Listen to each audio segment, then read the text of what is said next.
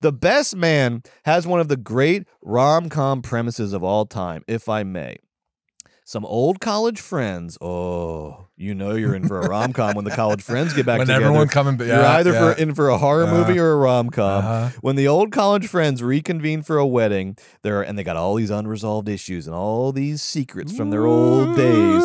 And one of the friends, how are the secrets going to get unlocked and bubble to the surface? Well, one of the friends, Taye Diggs, has written a book that's about to be published, and it's going to be on Oprah's book club list. Unfinished Business. Called Unfinished Business. And I like that they didn't name the movie Unfinished Business. Very much so. Yes, I like the name of The Best Man. The book is through nom de plumes, et cetera, et cetera. They call it like a roman de clef, right? Where it's sort of like it's about real life. I think, is that right? I don't know if that's right. Like, you know, I mispronounced milk toast last week. I got fucking burned. You took it hard. Burned it's online. Okay. You're doing great. Here's the thing: I shouldn't have used the word. I've only seen it in print twice. I've never heard it pronounced, and I was taught phonetics in elementary There's school. lots of words that I've only ever fucking read and never heard because people speak like fucking idiots. Go ahead. Milk toast. Go ahead. A copy of the book has been leaked around the friend group, though, so they're all like reading it and trying to figure out who is who in the book. And then as a result, they're trying to figure out all the secrets they didn't know about each other through the book. And meanwhile, they're all interacting and getting to know each other after having, you know, been away from each other for a long time. And they're all at different levels of success in their lives. One guy's in social work. Morris Chestnut's a really famous football player. Nia Long's a successful TV producer. They're all doing different things. The biggest reveal in this book, though, and this isn't a spoiler because it comes out pretty early on in the movie. It's 25 years old. Exactly. Is that the author of the book, Harper, played by Taye Diggs, who is also the best man of the wedding, which is between Lance, Morris Chestnut, and Mia, Monica Calhoun, slept with the bride back in college, and he tells the story in the book through, you know, changing the names, but everybody knows what's going on. Come on, they can read between the lines. This is a huge problem for Lance because Lance is a Christian and professional football player and kind of an old school sexist dude, and he wants to believe he really is sort of obsessed with not the virginity of his wife because they've slept together, but he wants to believe that he's the only one who's ever slept with his wife. It's very important for him in his sort of like sexist religious sort of like macho beliefs that he's the only one that's ever had sex with his wife. And it turns out not only is that not true, his best man slept with his wife in college. And there's more secrets that come pouring out over this crazy weekend. People make up and break up and get in fights and do the electric slide. It's The Best Man, baby. And before we get into the movie itself, Joe, I want to give a little context because one of the major themes of 1999 and really the 90s as a whole that we have not discussed yet or gotten into is that the 90s and 99 was a really interesting and momentous and pivotal year for black cinema in America. You know, you start with and not just like, you know, because a lot of blaxploitation films were directed by white directors. You know, I'm talking about like films made by black directors with black casts. 90 was such a pivotal decade because you start off in 91 with John Singletary becoming the first African American nominee for Best Director for Boys in the Hood. R.I.P. Next year, 92, Spike Lee made at that point his highest grossing film of all time, Malcolm X. You've got the Hughes brothers, Cassie Lemons, F. Gary Gray. The list goes on. The 90s was a major, incredible decade for black directors. And then in 95, a really interesting thing for talking about The Best Man, which is that you get Waiting to Exhale with Angela Bassett and Whitney Houston, because even as black directors are getting more prominence and their movies are making money, you know, Hollywood in its endless stupidity and sort of rigidity still thought of black cinema as belonging to certain genres, you know, Boys in the Hood, Malcolm X, et cetera, et cetera. But with Waiting to Exhale, you get a romantic comedy, female leads. This movie opened on Christmas weekend, opened at #1 on Christmas weekend, made $70 million domestic, which way went beyond the estimates of the producers because they just weren't paying attention to what was going on, and they're, you know, sort of, you know, always a little bit behind the curve. But this showed Hollywood that there's no limitations on black cinema in America, that it can be in any genre, that there's audiences for it in every genres, and so you start getting a lot more movies, you know, in the genres of drama, romantic comedy. You get Eve's Bayou, How Stella Got Her Groove Back, etc. So cut to 1999. I loved reading about the making of The Best Man because you think about Malcolm D. Lee is Spike Lee's younger cousin, went to NYU, in many ways like followed in the kind of the direct footsteps of his cousin, but was at least at the beginning of their careers, was a very, very different, approached filmmaking very, very differently. Because of course Spike Lee started out with She's Gotta Have It, black and white, low budget kind of art house movie. And Malcolm D. Lee really approached filmmaking from a very early point, thinking about audience and genre and what can actually get made, looking at trends in Hollywood. He was very attuned to sort of the commercial aspects of filmmaking. And he always knew that when it came down to it, he would make something that was personal for him and that had character and had a signature touch to it. But he was very attuned to like, how am I going to actually get my movie made, particularly my first movie. And even though I'm Spike Lee's cousin, that's only going to get me in the door. And so what he did was he started like reading he's at NYU. He's getting to a point where he can start thinking about like getting a first movie together after he gets out of college. And so he starts looking at the trades, and he sees that that movie Soul Food with Vanessa Williams had like just gone into production, and he's looking at the stacked cast. He's looking at the success of Waiting to Exhale, etc. And he's like, oh man, I bet Soul Food is going to hit. And what does Hollywood do when one movie hits? They want another one, right afterwards that's in a similar vein. So he's like, if I can sort of like get something in production going that coincides with coming out after Soul Food, that's going to set me up really well to be successful. And then he also looked and said, you know what I really like as a genre right now? I love all these wedding movies. My Best Friend's Wedding, Four Weddings and a Funeral, Muriel's Wedding. My Best Friend's Wedding? Yes. And the last two of those, Four Weddings and a Funeral and Muriel's Wedding, being kind of surprise hits, not having like the sort of star power of Julia Roberts and My Best Friend's Wedding. But these were all hits in the 90s. And so he's like, that's it. I'm going to do a wedding movie, but I'm going to make it personal. And I'm going to cast actors that I want to see in a wedding movie. And I'm going to time it so it comes out right after Soul Food. It's kind of like a genius plan. Yeah, and he goes and tells Spike, and Spike is like, oh, that's fucking genius. And so Spike is like, all right, my company's going to produce it, and then I'm going to take you around and get you meetings with everybody. And he was talking about, man, I read this thing about how, and this is, all of this is coming out of Brian Rafferty's Best Movie Year Ever book, which you have to read. It's so good. But Malcolm is going around with Spike to all these meetings, and he was like, Spike's incredible in these meetings. He doesn't negotiate. He's like, as soon as you don't do it the way he wants to do it, he walks out the door. Cool. And yeah, so they came in with some demands, reasonable demands. The movie got made for $9 million. They were not asking for a lot. And so they eventually landed at Universal. So Spike's company produced it, and then Universal distributed. But it was so set up for success, and the plan like worked perfectly. They talked about how there was like one little hiccup where like that film adaptation of Beloved sort of came out right around the same time that had Oprah Winfrey in it, and it was like a big bomb. Yeah. And Hollywood, again being so fucking stupid, was like, no more black movies. Yeah, like let's pump the brakes right now on that must be like the best directors. Man. Yeah, exactly. Yeah, stupid. But that was like a slight hiccup, but everything was already like in process. Soul Food was a hit, and so The Best Man like had this incredible strategy from its inception, and it all worked out. And it made $35 million at the box office of a $9 million budget. Once again, going back to Cord Jefferson's point at the Oscars this year, you don't have to like put everything into The Fall Guy. You can make, for what The Fall Guy costs, you can make 8 movies for $30 million or under, and then you're really like extending your chances of having a surprise Roger hit, Corman's which is kind of whole career. Thank you. Roger Corman's entire career, R.I.P. So that's just what I found interesting background on The Best Man. That is very cool. Yeah.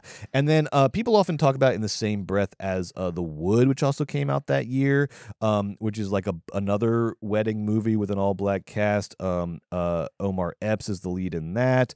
Taye Diggs is also in that. Richard T. Jones. And that was directed by a guy, Rick Famuyiwa. And then I think it started as like a project when he was at USC. It was like his student film project. And he actually sort of worked on it, I believe, with Todd. Yeah, Todd Boyd is credited as Todd Boyd? He's like the USC film professor. He's credited as a co-writer on it. So you had these two like wedding movies with all black cast, black directors. It came out the same year, so it's a really interesting, not just the 90s as a whole, but 99 is a really interesting decade in terms of black cinema in America and in Hollywood. So that's some background, but the movie itself, okay, Joe. Yeah, what'd you think? I really freaking enjoyed The Best Man. Okay. I really, really enjoyed it. I think it nailed all the rom-com beats. It was sexy as hell. It had more teeth than you typically get in a rom-com. It had some edge to it. And it was willing to be like bittersweet in moments, even near the end where you're typically expecting like a big sort of happy ending wrap up. There was some like bittersweet, lingering sort of like tension in the air. And it didn't force happy endings on everyone. I really like The Best Man. Nia Long and Taye Diggs are really the core of the movie for me. They have like sort of a will they won't they, but it goes out the window really quickly in this wonderful way because Nia Long, instead of this fucking 5 seasons of Jim and Pam bullshit, Nia Long, who's this like high-powered television producer, literally comes up to Taye Diggs because they sort of like almost hooked up in college but didn't. I know, but it was a steamy almost with a little they did a flashback. Stevie Wonder steamy almost. And she literally just like sees Taye Diggs with his shirt off in the present day. It looks amazing. And then we later see Nia Long in like the most 90s lingerie you've ever seen. She looks phenomenal. Yeah, they're so hot. Whatever. So I can't even. She sees Taye with his shirt off, and I love when like a character in a movie has the same reaction as the audience. I love when they like acknowledge like, oh, this person's like supernaturally hot. And so instead of this like extended will they won't they, Nia Long literally goes up to him and she's like, hey, so we almost hooked up in college. There's still clearly some like insane sexual chemistry between us. We're here for the weekend for this wedding. I think we should just fuck tonight. She like literally just says it. It's amazing. I've never heard that in a rom-com. It was fantastic. And she's like, so let me know your thoughts on that, but like don't keep me up all night because if you're not into it, I'm gonna make other plans. It's fucking incredible. And then he does eventually show up, but it's after he's gotten the shit kicked out of him by Morris Chestnut because Morris finds out that he had slept with his wife.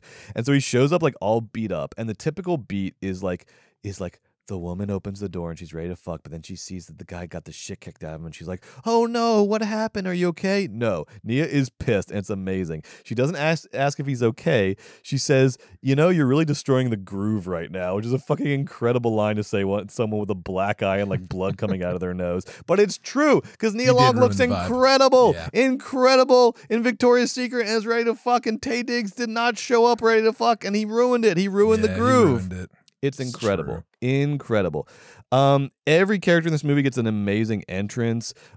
Terrence Howard, who's like the ladies' man, or like at least pitches himself as the ladies' man. Yes. I couldn't figure out what Terrence Howard was. He's a little he's the guy who sells himself as the ladies' man, but we never fully. I mean, at the very end, we kind of see it in action a little bit, but almost by accident. The woman that he like was negged the whole entire time. He's like into. Well, Terrence Howard.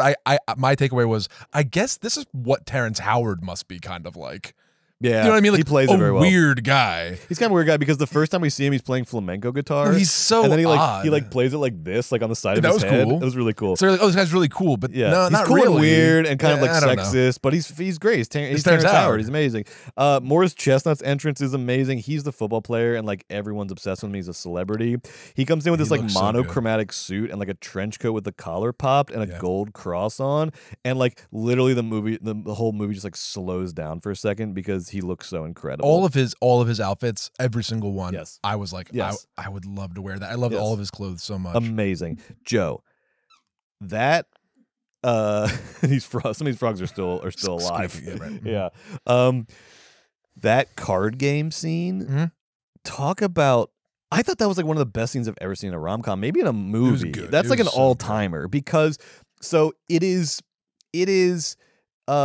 in the most general sense, it's a very like familiar scene. All the bros are sitting around to play cards on the wedding weekend, and they're gonna like talk about chicks, and they're gonna talk about their lives, and they're gonna hash out past shit, and they're gonna razz each other and all this stuff, right? The best.